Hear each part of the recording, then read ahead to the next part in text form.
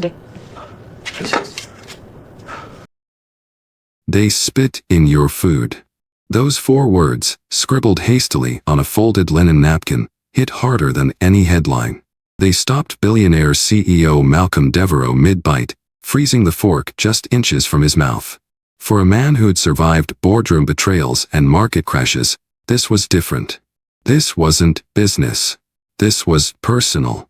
And it was about to explode into a black story that would shake an entire industry. Malcolm didn't come to the cradle for steak. He came undercover, dressed in a plain navy hoodie and beat-up sneakers, to investigate whispers he couldn't ignore. A high-end restaurant he quietly owned in Charleston, South Carolina, had been flagged in an anonymous letter for racially biased service and suspicious kitchen practices. He wanted to see for himself. Alone. No entourage. No special treatment. From the moment he walked in, it was clear, the rumors weren't just rumors. He was seated by the restroom. Ignored for 10 full minutes. The sommelier skipped his table entirely. And now this. A note from a waitress with eyes full of quiet fear and shoes worn to the bone. Her name was Naomi. She didn't ask for help. She just told the truth. And that truth cracked the mask off a polished, poisonous system. This isn't just a story about food. It's about courage. About what happens when someone risks everything to do what's right. It's about the hidden layers of racism that still haunt places of privilege, and how one woman's bravery forced a reckoning. This is a black story.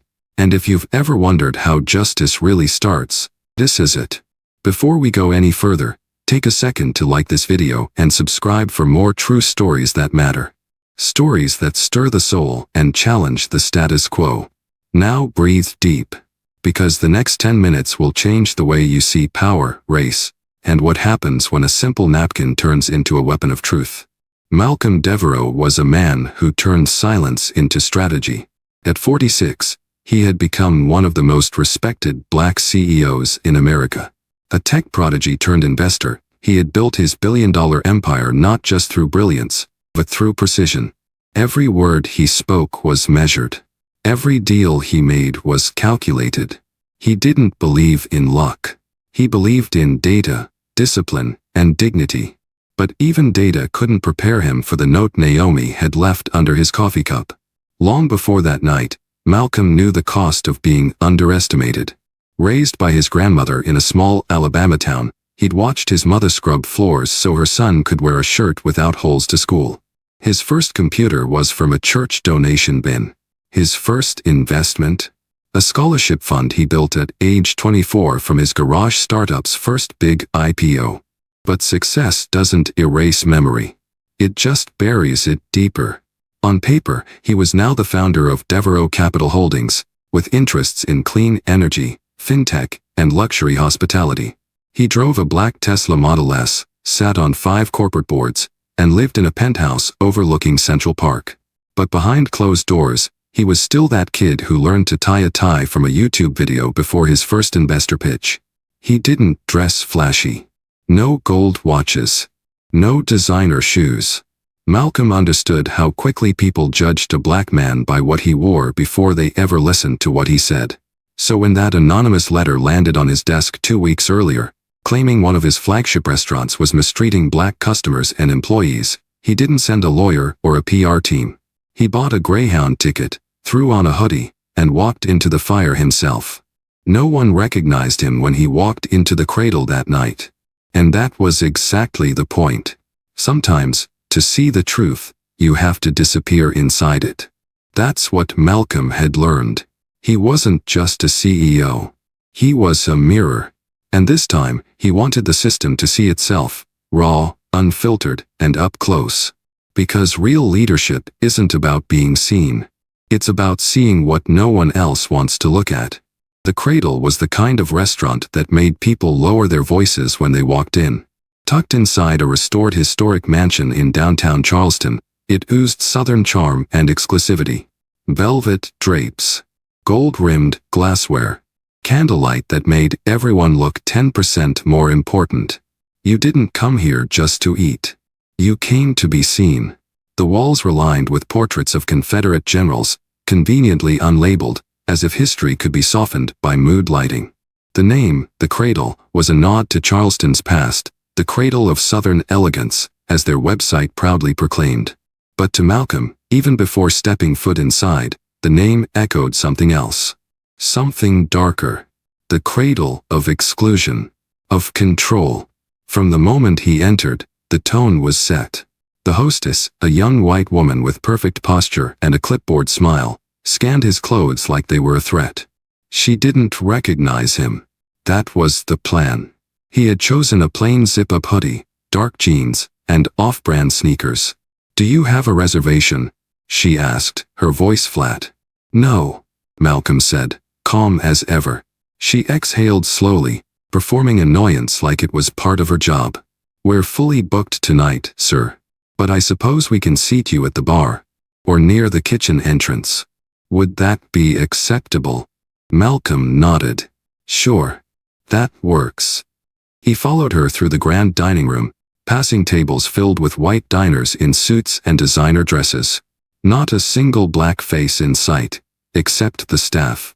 That part hadn't changed since the 1800s. She led him to a table by the service doors, where the smell of bleach drifted in every time they swung open. No candle. No smile. Just a menu slapped down like a warning. Malcolm sat quietly, scanning the room. The waitstaff smiled brighter at the tables with Rolexes and country club memberships. The manager, a middle-aged white man with slicked-back hair, made his rounds like a politician at a fundraiser, shaking hands, laughing too loud. But his eyes passed over Malcolm like he wasn't there. The cradle wasn't broken. It was functioning exactly as it was designed to. And Malcolm, quietly watching, saw it for what it was. Not a restaurant. A performance. A place where appearances mattered more than people. Where the past dressed itself up in fine linen and still called itself tradition. Naomi Brooks moved like someone who had learned long ago not to make noise when she walked. At 25, she carried herself with the quiet grace of someone who had seen more than her share of hard days. She wasn't loud. She wasn't flashy. But there was something sharp behind her soft eyes, like a blade wrapped in velvet. She had once dreamed of becoming a civil rights lawyer. She was halfway through her law degree at Howard when life cracked wide open. Her mother's cancer diagnosis came with no warning and even less mercy. Bills piled up faster than her scholarships could cover. So she left school, packed up her life in a single suitcase, moved back to Charleston, and took the first job that would hire her without a question. That job was at the Cradle. The money was decent, for a service job, but the atmosphere was suffocating. Naomi was the only black waitress on staff. Management didn't say it out loud, but she could feel it in the way they scheduled her. Always on double shifts. Always stuck with the least desirable tables. And somehow, always blamed when something went wrong. She wore a smile like armor. Called every table sir or ma'am. She poured wine, cleared plates, and swallowed her pride daily. But even armor wears thin. It was the way the manager, Mr. Clay, looked at her, like she was barely worth his time. The way the other servers laughed when she got stiffed on tips. The way the chef once joked about sending the special to the black tables. She never laughed. She just filed it away. She wasn't weak. She was watching, waiting, surviving. But tonight felt different. The man at table 14 didn't fit the usual mold. He didn't wear a Rolex or bark orders.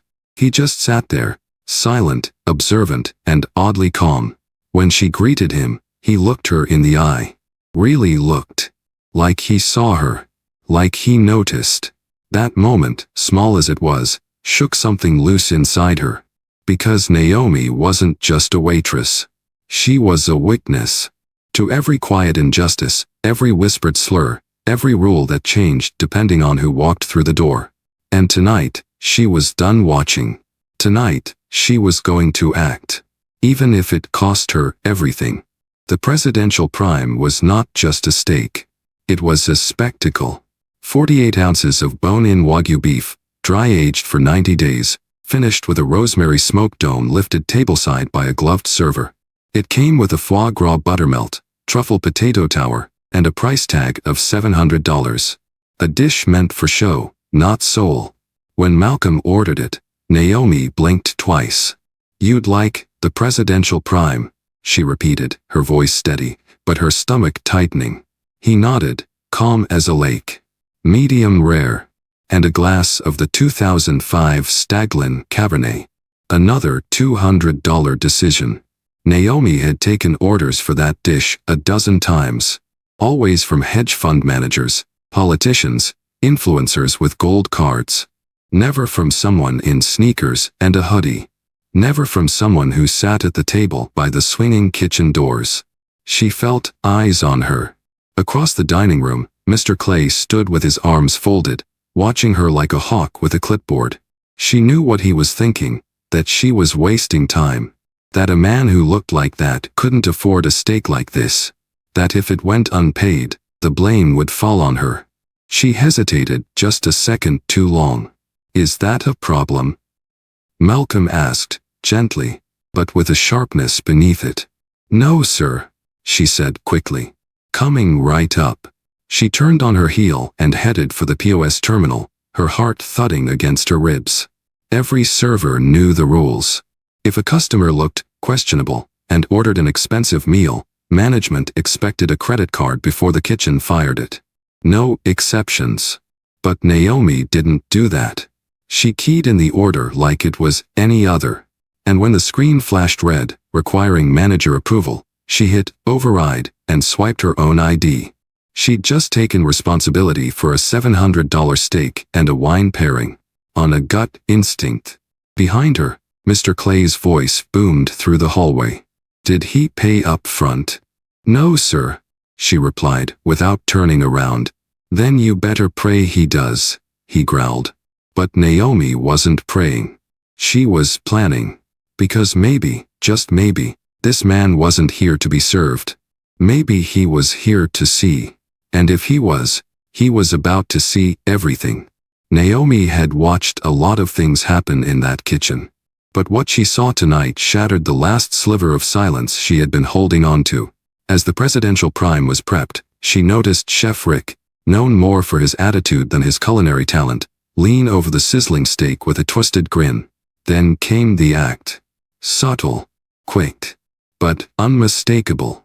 He spat. Right on the steak. Turned it over like nothing happened. The sous chef laughed. Naomi froze. Her first instinct was denial. Maybe it was an accident. Maybe she didn't see what she thought she saw. But the laughter told the truth. This wasn't new. This was normal. And the steak was already plated. The rage bubbled under her skin, hot and sharp. But she couldn't scream. Couldn't make a scene. Not yet. She looked toward the dining room and saw Malcolm, still calm, still watching. The man who didn't belong, who'd ordered like he did. They didn't know who he was. But she was starting to suspect. And that changed everything. She had seconds to decide. Say nothing and serve a contaminated meal to a man who might hold the keys to this place's future. Or take a risk that could end her job on the spot. She reached into her apron pocket and pulled out the service pen she always carried. Snatched a fresh linen napkin from the rack. Her hands trembled as she wrote, the ink skipping across the fine thread. "They spit in your food. This place is not safe. Ask to see the kitchen cameras." No name. No signature. Just truth, folded tight. She slid it into her pocket as the steak was handed to her under a silver dome. Her heartbeat pounded in her ears as she walked the plate across the dining room. Malcolm looked up as she approached. With practiced grace, she placed the plate before him, lifted the dome, and said softly, "Enjoy your meal, sir." He nodded. Then, as she cleared the empty bread plate with her right hand, her left slipped the napkin just under the corner of his place setting. A second later, she was gone. No words. No eye contact. Just the quiet hope that the man at table 14 would know how to read a whisper written in cloth. Malcolm sat still for a long moment, staring at the folded napkin like it was a live wire. He hadn't touched the steak, hadn't even lifted his knife. Something in Naomi's eyes had told him to wait. She hadn't spoken it, but the urgency was written all over her posture, her breath, the slight tremor in her fingers. He reached forward, slowly, carefully, and slid the napkin into his palm. Unfolding it, the words stared back at him, stark, uneven, desperate. They spit in your food. This place is not safe. Ask to see the kitchen cameras. His jaw locked. Every muscle in his face went stone still. It wasn't the spit that got to him. He had eaten far worse things in his years of traveling incognito, testing systems, testing people. No, what made his pulse spike was the phrase, "This place is not safe." That was broader. That was systemic. That was rot from the root. And Naomi, she wasn't just trying to protect him. She was sounding an alarm. Malcolm folded the napkin once more, slipped it into the inside pocket of his hoodie, and pushed the plate away. He didn't make a scene. Didn't call anyone over. Not yet. He reached for his phone, an older model burner he used on these kinds of trips, and opened a secure app. A few taps later, a message was sent to his chief of security in New York. Red flag at the cradle. Pull kitchen camera backups for tonight. Cross-check staff records. Quiet. Fast. Full report. Then he stood. From across the room, the manager, Mr. Clay, noticed. His eyes narrowed as Malcolm approached. "Is everything all right, sir?" Clay asked, smiling wide but scanning for a tip. Malcolm's voice was calm, but cold. "I'd like to speak to you privately. About the meal." "Of course," Clay said, gesturing toward a hallway lined with framed awards and fake certificates. Inside the office, Malcolm didn't sit. He let Clay talk first, some polished speech about guest experience and presentation excellence. It was all white noise. Finally, Malcolm cut in. "I'd like to see your kitchen cameras. Right now." Clay's smile faltered. "I beg your pardon. You heard me." And in that moment, something changed behind Malcolm's eyes. The mask came off. The CEO had arrived, and he was done pretending. Clay hesitated, just long enough to confirm what Malcolm already suspected. "The kitchen cameras," he repeated, stalling. "Those are mainly for inventory control, not guest service concerns." Malcolm didn't blink. "That's fine. Let's start with tonight's footage. Specifically, around the time my steak was prepared." Clay shifted in his chair. "I'd have to get approval. Our system archives only in 30-minute blocks. Also, some feeds loop automatically if the memory fills, so, unfortunately, we may not have."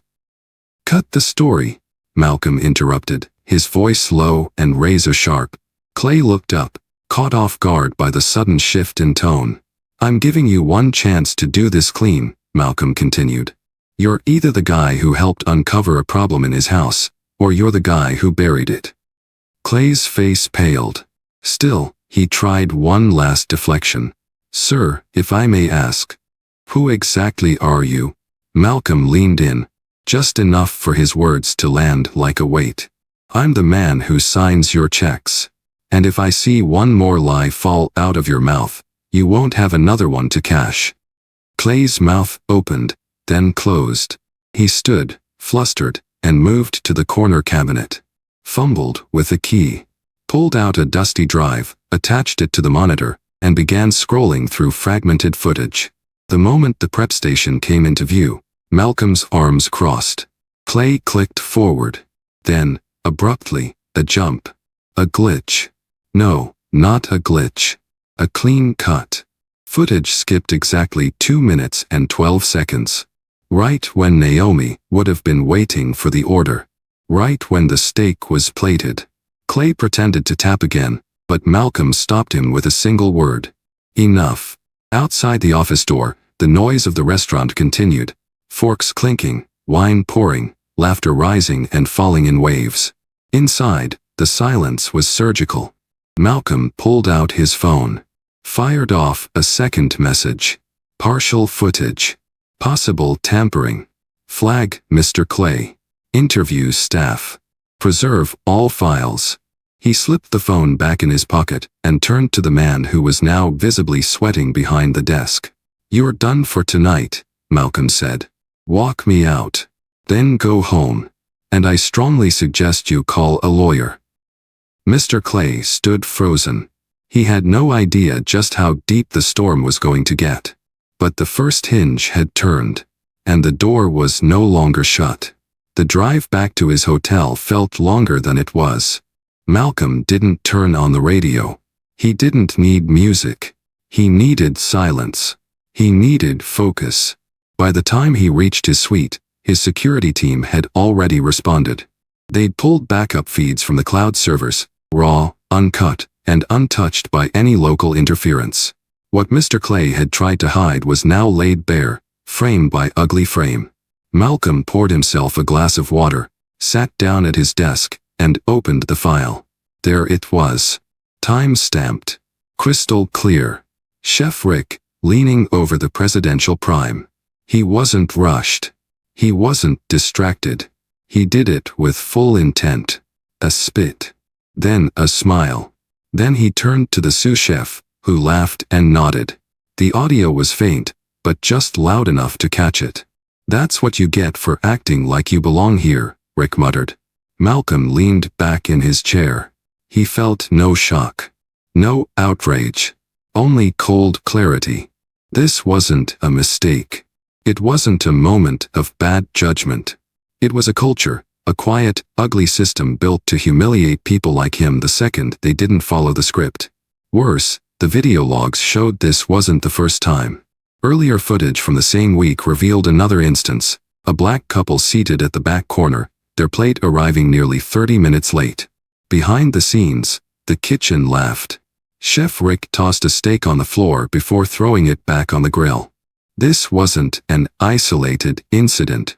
This was policy in disguise. Malcolm clicked save and encrypted the files into 2 separate servers, one with his legal team, the other with the head of public relations. The message he included was simple. Full internal review. Staff interviews. Emergency compliance training. Do not breathe a word until I say go. He stared out the window, the Charleston skyline twinkling beyond the glass. They had tried to humiliate him. They had failed. What they had done instead was expose a sickness that had gone unchecked for too long. And now, the story was no longer about steak. It was about justice. It was about change. And someone was going to answer for it, on camera, under oath, and without warning. The next morning, Naomi showed up to work exhausted. She hadn't slept. Not really. Not after what she had done. Not after what she had seen. Every moment since slipping that napkin had been a blur of second-guessing and dread. She kept waiting for the call. The text. The confrontation. Something. But when she walked through the back door of the cradle, no one said a word. No icy glares. No knowing smirks. Nothing. Until the hostess whispered, "Mr. Clay's office. Now." Naomi froze. She didn't even bother clocking in.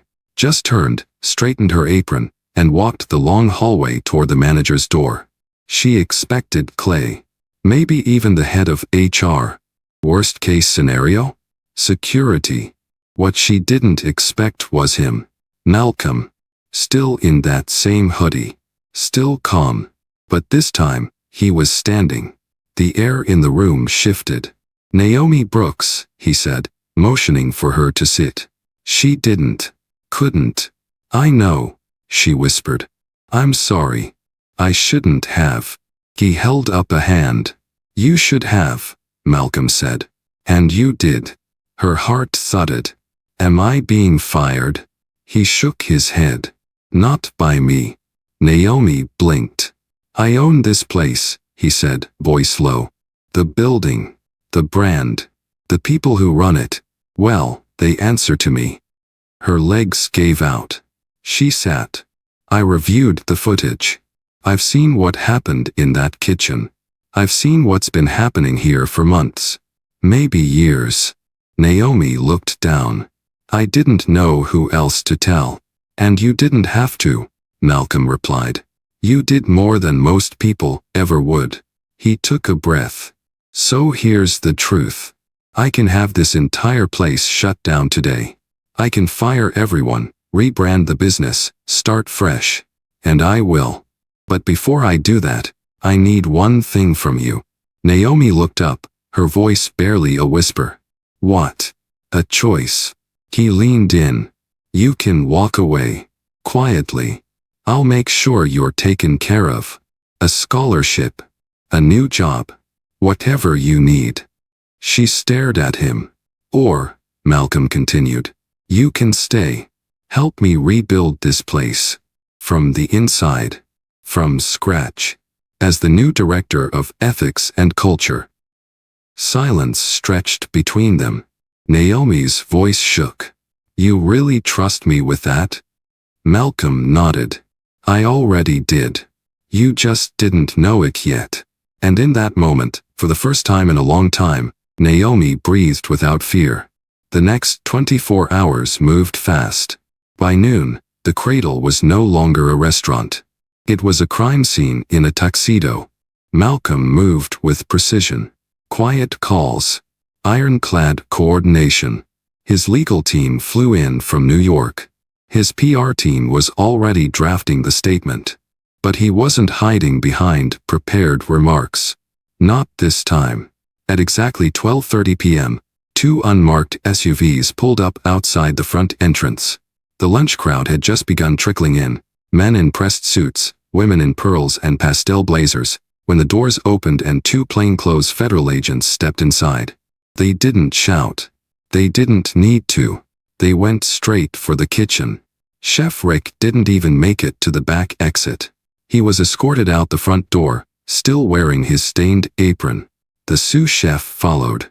Then Mr. Clay. 3 arrests. 1 day. No negotiations.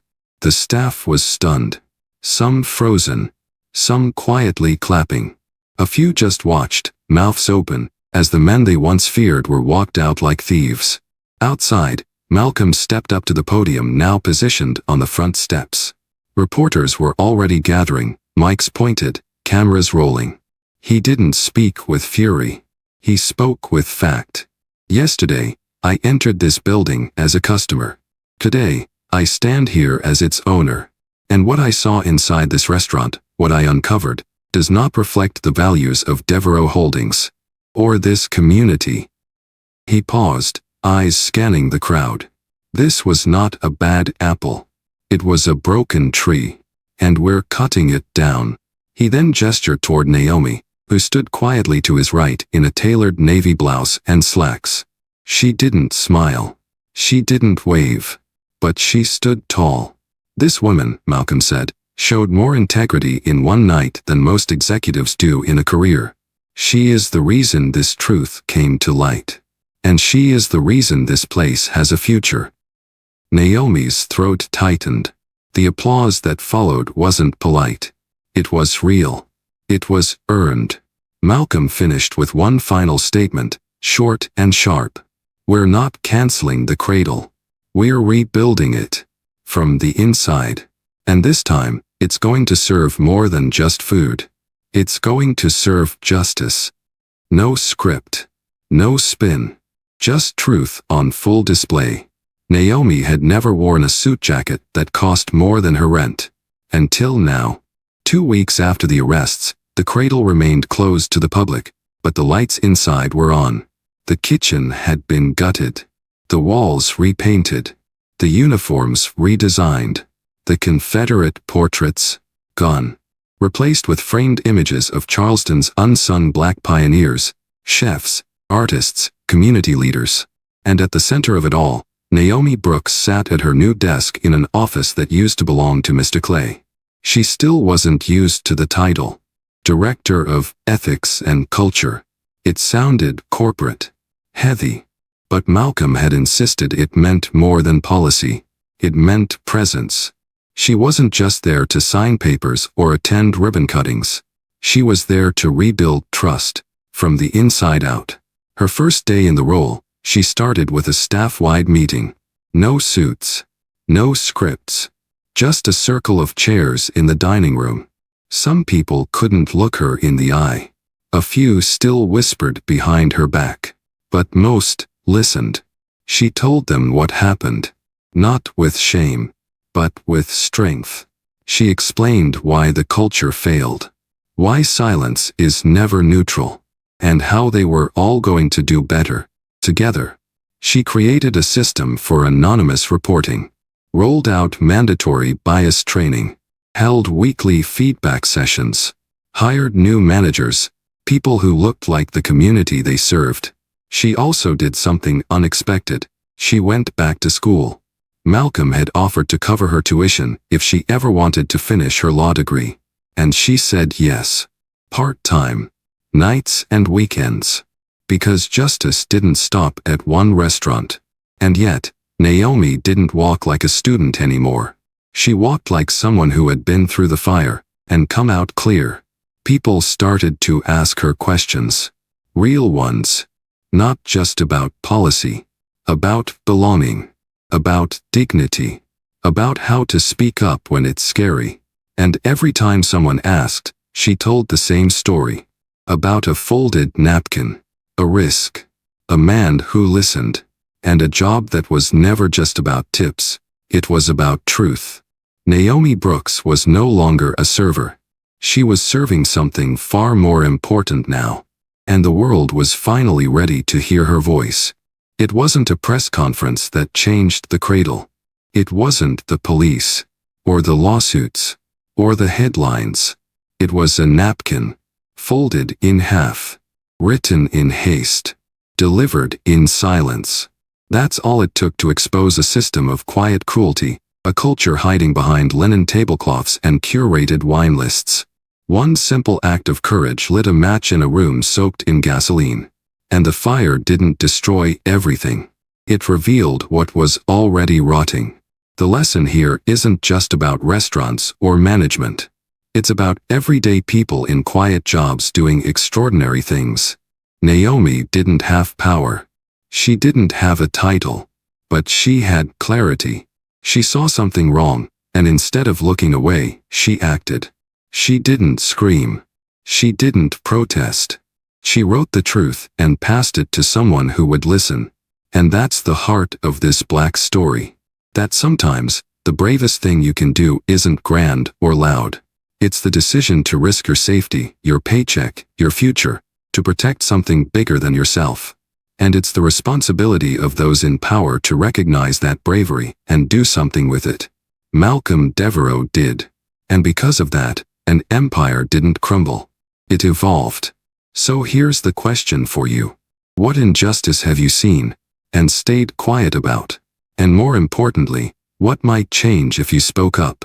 If this story moved you, if it made you feel something, do me a favor, hit that like button. Share this video with someone who needs a reminder that integrity still matters.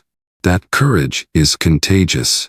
And if you want more stories like this, real ones, raw ones, the kind they don't put in textbooks, subscribe. Because sometimes, it's not the big speeches or the bold protests that shift the world. Sometimes, it's just a napkin, and someone brave enough to write the truth on it.